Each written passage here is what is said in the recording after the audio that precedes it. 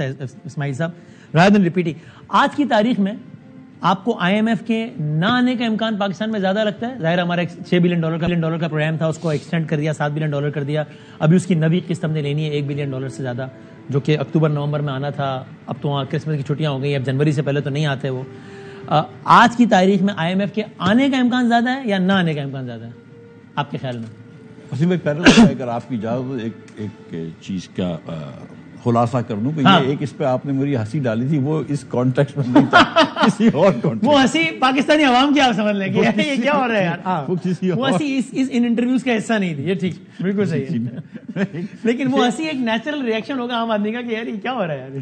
جی نہیں, یہ بالکل ہنسنے والی بات نہیں ہے, ایک دم سیریس بات ہے. فیصلہ کرنا مشکل ہے کہ ہنسا جائے یا رویا جائے. نہیں دیکھیے, بڑی بات بڑی سیدھی ہے. جو میں گزشتہ 2-3 دنوں سے جو ٹی وی پہ جا رہا ہوں, تو میں ایک بڑی بات کر رہا ہوں. میں سمجھتا ہوں کہ میں اپنی پارٹی کی مدد کر رہا ہوں, اور وہ یہ بات کر رہا ہوں. میں 2-2.5 مہینے سے جب سے وزارت چھوڑی ہے میں نے کوئی بات نہیں کری. جی ہاں, میرے خلاف بھی باتیں ہوئی ہیں. آپ کو پتا, جب میں وزیر تھا تو میری پارٹی کے لوگوں نے, حنیف عباسی صاحب نے, جاوید لطیف صاحب نے, عابد شیر علی صاحب نے بتدریج پریس کانفرنسز کی ہیں. ڈار صاحب نے کتنے پروگرام کرے ہیں. بہت سارے میرے خلاف کوئی اداریہ ہوتے تھے وہ ٹویٹ کرتے تھے وغیرہ وغیرہ. تو یہ سب چیزیں ہوئی ہیں, لیکن ہم نے کبھی جواب نہیں دیا. آپ کو شک ہے کہ پروگرام کروائے بھی انہوں نے ڈار صاحب نے؟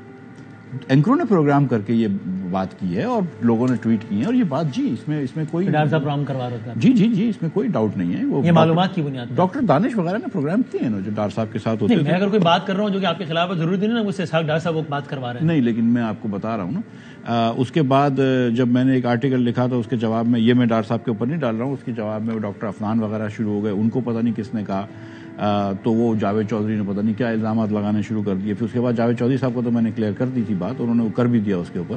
لیکن گزارش یہ ہے کہ یہ جو ابھی میں بات کر رہا ہوں وہ اس لیے بات کر رہا ہوں کہ یہ ملک, مجھے ایسا لگ رہا ہے کہ جو اتنی محنت کری ہم نے, جو مسلم لیگ نون نے اپنی پولیٹیکل کیپٹل, میاں نواز شریف اور میاں شہباز شریف کا پولیٹیکل کیپٹل جو لگا ہے, وہ سارا ضائع ہو جائے گا اگر اللہ معاف کرے. اور اس کے ساتھ بہت زیادہ نقصان ملک کو, قوم کا ہوگا اگر خدا نخواستہ ہم ڈیفالٹ پہ چلے جائیں. اور ڈیفالٹ سے بچنے کی اس وقت جو ہے وہ ہمارے پاس, کیونکہ ہمارے اپنے ریزروز بہت کم ہیں, 6.7 بلین, ہاں, اور کچھ مارجنز نہیں ہیں, لہٰذا آئی ایم ایف کو لانا ایک دم ضروری, لازمی, ناگزیر ہے. ہاں لازمی ہے, ٹھیک ہے, صحیح ہے, ناگزیر ہے, ٹھیک ہے. تو آج کی تاریخ میں آنے کا امکان زیادہ ہے یا نہ آنے کا؟ میں یہ سمجھتا ہوں کہ اگر ہم اپنا جو آئی ایم ایف نے لکھا ہے, مجھے پرسنٹیج نہیں پتا کیونکہ یہ ون آف ایونٹ ہے, آئی ایم ایف نے لکھا ہے کہ ہم کو 4 چیزوں پہ بات پروڈکٹیو ہوئی, اچھی بات بھی لکھی, پروڈکٹیو کا لفظ استعمال کیا, اور اس کے بعد 4 چیزیں انہوں نے کہی کہ ہم کو ایکسچینج پالیسیز پہ بات کرنی ہے. تو اگر آپ کے ملٹیپل ایکسچینج ریٹ ہیں تو مجھے لگتا ہے کہ بہت مشکل ہو جائے گا آئی ایم ایف کا. آئی ایم ایف نے کہا انرجی پالیسیز پہ بات کرنی ہے, تو وہ اس پہ بات کریں گے. فسکل کنسالیڈیشن وغیرہ پہ بات کریں گے اور مانیٹری پالیسی پہ بات کریں گے. تو ہم کو اس باروں پہ تیار ہونا چاہیے بات کرنے کا. اور جو ہم نے آئی ایم ایف سے وعدہ کیا تھا, میں نے جو کیا تھا وعدہ پرائم منسٹر صاحب سے پوچھ کے کہ 160 ارب جو بجٹ اس قومی اسمبلی نے پاس کیا ہے کہ 162 ارب روپے کا ہم پرائمری سرپلس دیں گے, وہ ہم کو کر کے آنا چاہیے. بس وہ ادھر اگر اس ہم نہیں کریں گے تو آئی ایم ایف نہیں آئے گا آپ کے خیال میں؟ میں یہ سمجھتا ہوں کہ پہلے تو ان کو ادھر لے کر آئے, پھر ٹیبل پہ بیٹھیں. دیکھیں, اگر آئی ایم ایف نے یہ کہا ہے کہ 800 ارب روپے کے ٹیکس بڑھاؤ, تو یہ ضروری نہیں کہ 800 ہی کے بڑھائیں. آپ ان سے بات چیت ہو سکتی ہے, لیکن سب سے پہلے ہوتا ہے کہ ٹیبل پہ آنا ضروری ہوتا ہے. اب کچھ چیزیں جو ہوتی ہیں نا, وہ آئی ایم ایف, جب میں بھی آیا تھا تو اس وقت بھی سب لوگ بڑی رائے دیتے تھے, لیکن مجھے یہ تھا کہ پہلے آئی ایم ایف کو میں ٹیبل پہ لے آؤں. صحیح ہے. تو اس کے لیے بھی انہوں نے بڑی پہلے کہا کہ پیٹرول مہنگا کرو, پھر ٹیبل پہ آئیں گے. پیٹرول تو پہلے مہنگا نہیں کر رہے ہو تو ٹیبل پہ بھی نہیں آئیں گے. تو وہ سب چیزیں کرنے کے بعد ابھی آپ کو یہ لگتا ہے کہ جب تک ڈالر روپی یہ روپے کی جو مصنوعی اس وقت قدر ہے, اس کو مزید گرنا چاہیے. یہ جب تک نہیں ہوگا, جب تک پیٹرول پہ مزید ہم ٹیکسز نہیں لگائیں گے, مزید مہنگا نہیں کریں گے, عام آدمی کی زبان میں بات کریں, تب تک آئی ایم ایف کا آنا مشکل لگتا ہے. کچھ کرنا پڑے گا. آئی ایم ایف نے آپ سے یہ کہا ہے کہ 1% آف جی ڈی پی آپ مزید ٹیکس لگائیں, کیونکہ آئی ایم ایف یہ سمجھتا ہے کہ ہم اپنے جو فسکل ٹارگٹ سے ہٹ گئے. حالانکہ ٹیکس ٹارگٹ سے پورے ہو رہے ہیں نا, جولائی ٹو دسمبر کا بھی ہے پورا. جی بالکل, اور نومبر کے مہینے کا بھی پورا ہے. ٹیکس ٹارگٹس پورے ہو رہے ہیں, اس میں کوئی دو رائے نہیں, ٹھیک ہے, ٹیکس ٹارگٹس پورے ہو رہے ہیں. لیکن کچھ اخراجات جو ہم ایکسپیکٹ کر رہے تھے اس سے زیادہ ہوئے ہیں. کچھ اخراجات تو فلڈس کی سیلاب کی وجہ سے ہو گئے، تو وہ تو آئی تھنک وہ تو ہم we can explain that away, ٹھیک ہے. اور کچھ اخراجات جو ہیں وہ ہم نے کچھ مراد دے دی ہیں، کچھ ہم نے بجلی سستی بیچ دی، کچھ ہم نے پیٹرول گیس سستی بیچ دی، کچھ ہم نے گیس کے ریٹ نرخیں بڑھانی تھی وہ نہیں بڑھائیں، تو وہ بہت 100 ارب کا ریلیف دے دیا وہ جو جی. تو وہ بہت ساری چیزیں، اور وہ ریلیف دینا بھی ٹھیک ہے، لیکن پھر اس کو کہیں نہ کہیں پیسے کہیں اور سے. ویسے ایک بات ضمنی بتائیں، کیا یہ سیلاب آپ کی نظر میں ایز این اکانومک ایکسپرٹ اتنی بڑی کیلامٹی نہیں ہے کورونا جتنی کہ جس کی بنیاد پر ہم عالمی اداروں سے درخواست کریں کہ بھائی اس کی بنیاد پر ری شیڈیول کریں یا قرضے معاف کریں یا تاخیر کریں، یعنی اصولاً یہ نہیں ہونا چاہیے؟ دیکھیے اس وقت انہوں نے ڈیفر کر دیے تھے کورونا کے زمانے میں پوری دنیا کے، کیونکہ کورونا ایک عالمی وبا تھی جو سب کو وہ تھی. سیلاب جو کہ ہمارا قصور نہیں ہے، اور ہم کوئی کاربن ہمارا ایمیشن نہیں ہوتا ہے، لیکن سیلاب پاکستان کے حد تک ہی ہے.